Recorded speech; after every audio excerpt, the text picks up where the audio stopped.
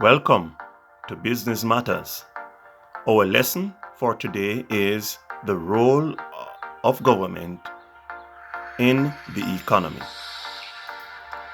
Our lesson objectives are to outline the responsibilities of government in an economy, to describe measures used by governments to protect consumers, to identify at least 3 ways by which government regulates business activities, and to identify ways by which business could protect the environment. Let's get on right into it. What is a government? Well, according to Robinson and Hamnell, 2011, government is referred to as a group of officials who exercise authority, administer public policy, directs and control the affairs of the state on behalf of its citizens. Now, there are different types of governments, but we'll be looking now at the responsibilities of government. One of government's responsibility is to ensure the security of the state.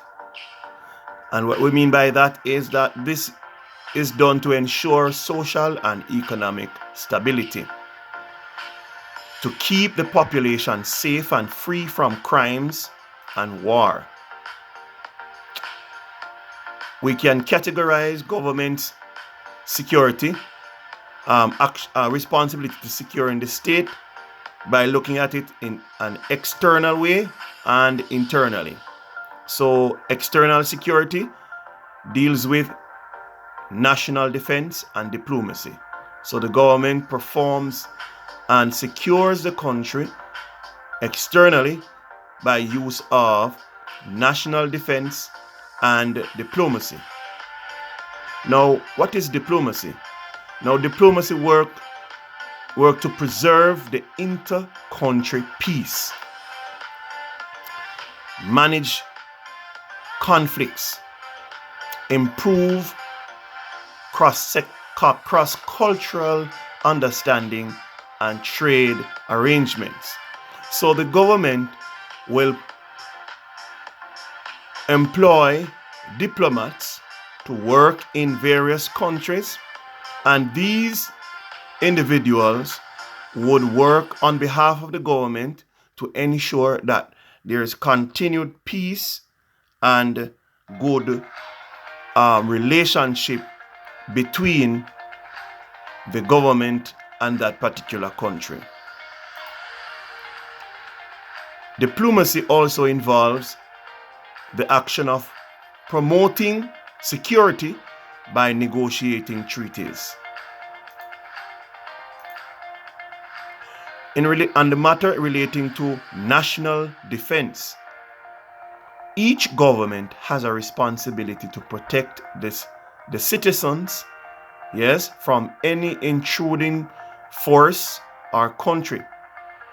So national defense is about maintaining an equipped and efficient arms force to protect the country from other nations or enemy forces. Now we look at internal security. Government has a responsibility to treat with internal security. Government puts systems in place to secure law and order in the country.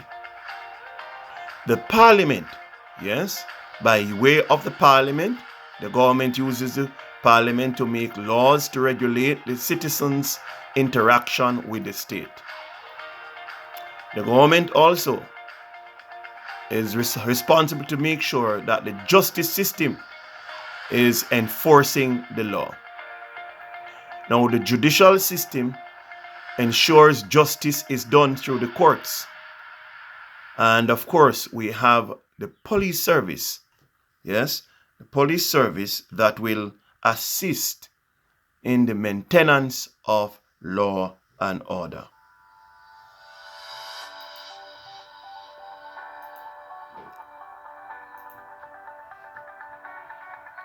The government protects the internal security by operating a penal or prison system to keep the public safe from crime producers. So all the antisocial, violent crime producers, the government has created prison system to pull them from the society and in order to have a safe society. There is the probation service, and this probation service now is provide the service of rehabilitation of the prisoners or those who were incarcerated. Government also seeks to operate Coastal Guard service to provide security for the country's border. And this is very important. Every state, to maintain their independence and maintain their sovereignty, they should be able to protect themselves from intruders. So the Coast Guard service is really used to protect the citizens and the country from outside forces. Fire service, very important service which is used to protect human life and property. So now we come to the second responsibility of government, and that is to protect the protection and general welfare of citizens. Now, the government is expected to invest in the social and welfare services for citizens.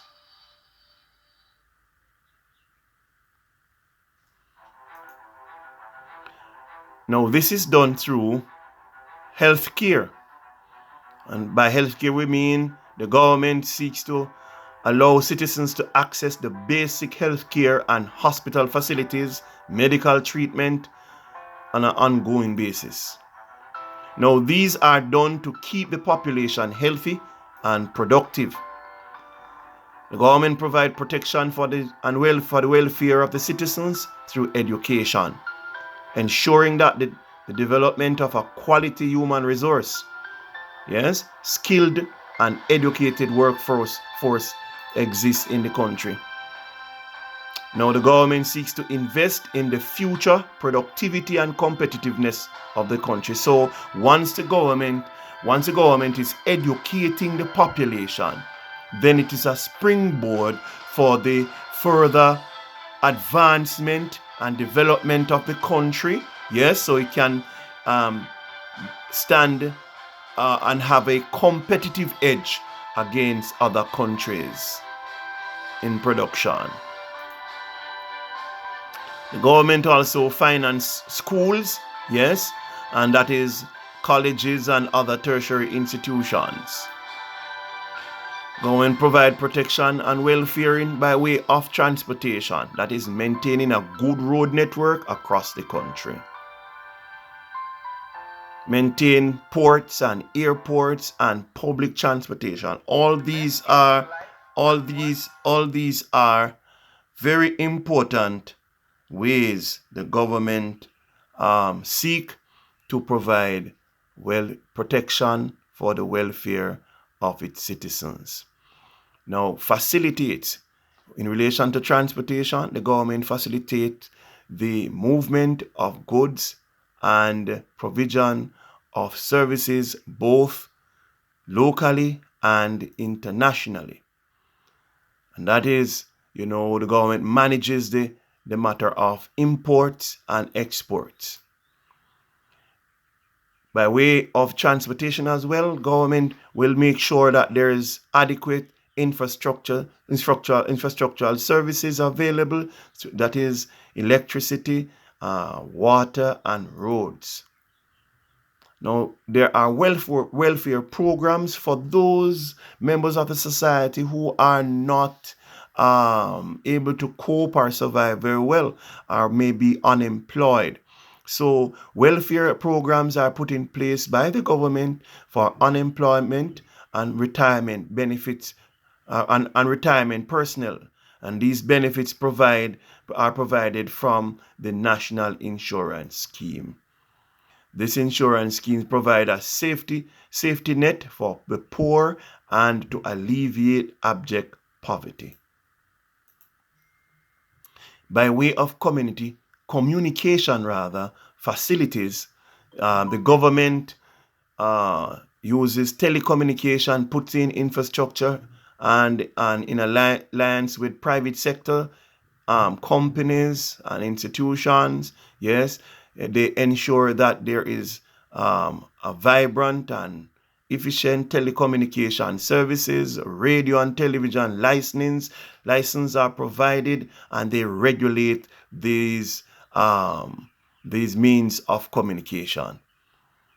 Government also uses the act to enhance the cultural life and heritage of citizens, and they do that by organizing national functions to engage the citizens and of course to develop their appreciation for their culture and their heritage. So a lot of civic programs are put in place to allow the citizens to appreciate their heritage and their culture.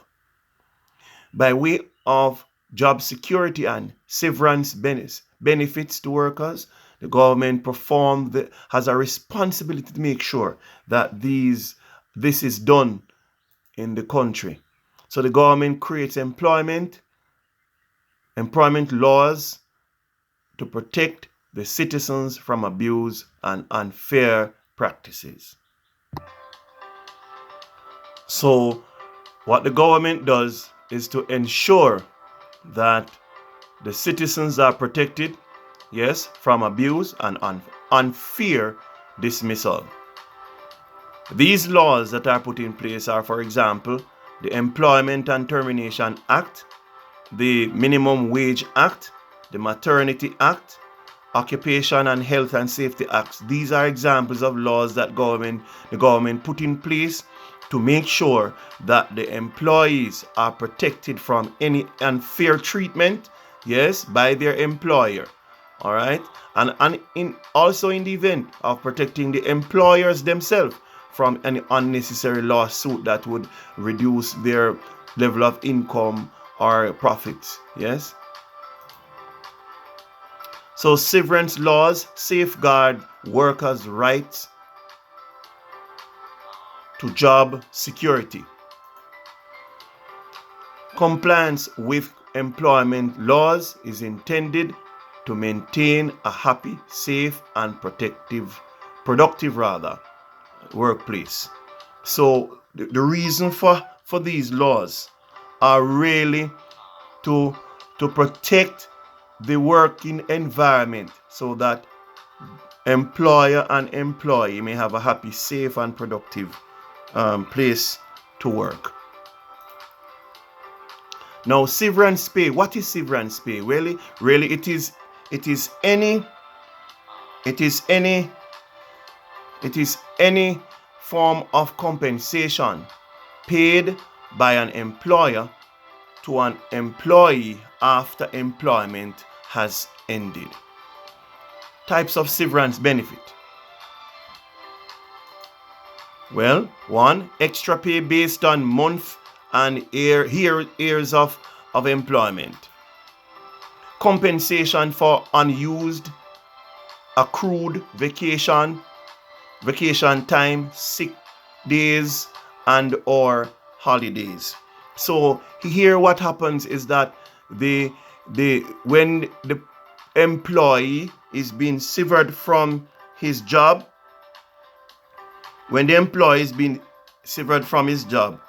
the employer must take into consideration, yes, whether the employee would have had some accrued vacation leave that was due to them, yes, and it should be considered in the severance pay, as well as sick leaves and any holiday pay that they should have received. All of that should be taken care of.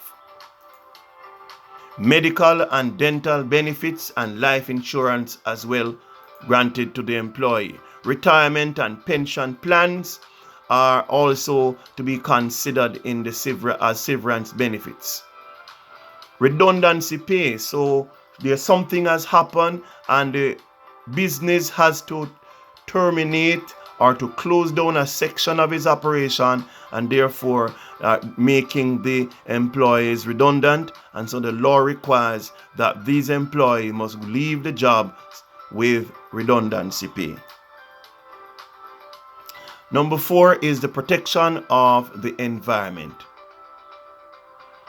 All countries in the world have contributed in some way to the destruction of the environment, and we all would agree at that. Now, with poor practices in manufacturing, mining, agriculture, and other business activities, the environment continues to deteriorate.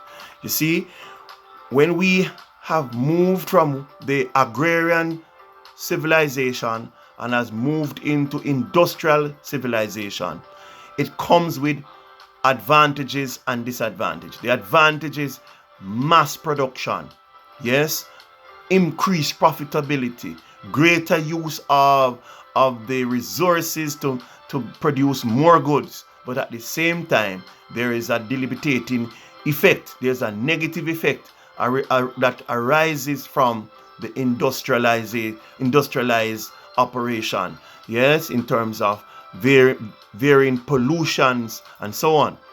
Now, how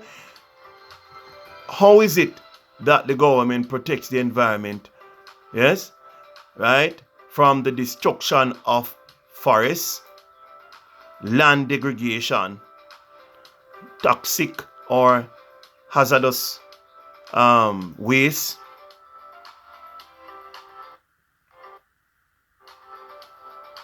water and air pollution, water scarcity? All of those are ways that the environment is affected. Now, governments are required to be responsible in protecting the environment. How do they do that? By enacting laws to protect the environment, yes? These laws deal with public health, laws deal with land, watershed, forestry, yes, mining, petroleum, quarries. So the laws are put in place to protect these various areas, to safe disposal of waste and so on. The second thing that government does to protect the environment is to institute environmental agencies, very important, to monitor and enforce the law. And there are two examples here: the NRCA, which is the National Resource Conservation Authority, and the National Environment and Planning Agency, NEPA. These are two examples of environmental agencies that have been put in place to assist in enforcing the laws relating to the environment. The third thing that the government does is use public education to protect the environment, inform the citizens of their responsibility to protect the environment. So they facilitate promotion of proper use of the environment. Yes, the fourth thing government will do is to grant permits and license for development. So the government will refuse to give permission or permits for persons to build or to mine or to do any kind of work in a particular area that would damage the environment. Benefits of a good environment, what are they? When we have a good environment, we have clean air. We have healthy workforce to grow the economy. Yes? We also improve life expectancy. So when our country have a good environment, the life expectancy of the citizens will be greater or longer.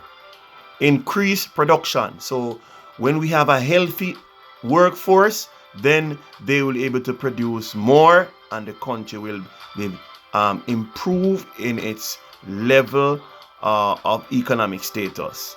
Recycling. This is also another important element when we have a good environment. Recycling material, right?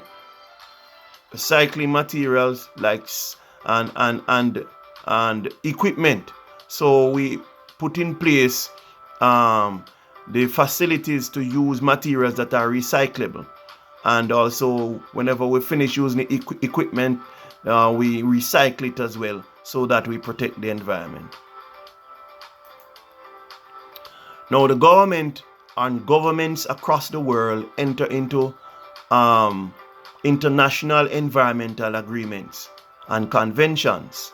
Yes, and the environmental conditions and problems within the environment are always a consideration and something that affects all countries. It affects all countries, and therefore it is in the interest of all the countries to do all that is necessary to protect the environment. So many countries will come together, yes, and they would have discussion on ways they can improve the environment in our civilization.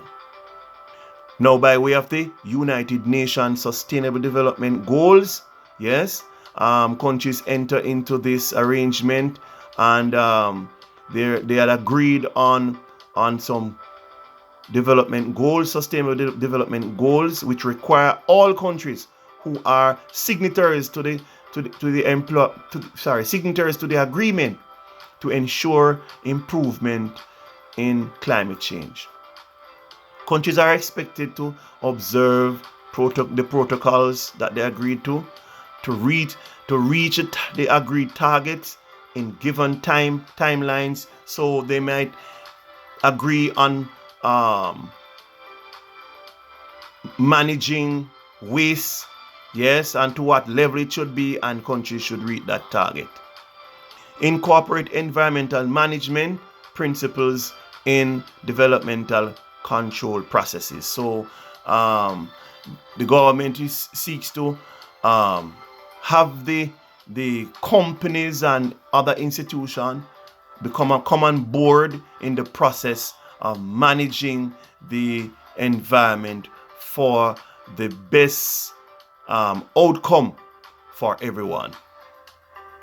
Thank you very much, as you have shared with us the first half of our presentation on the role of government in the economy.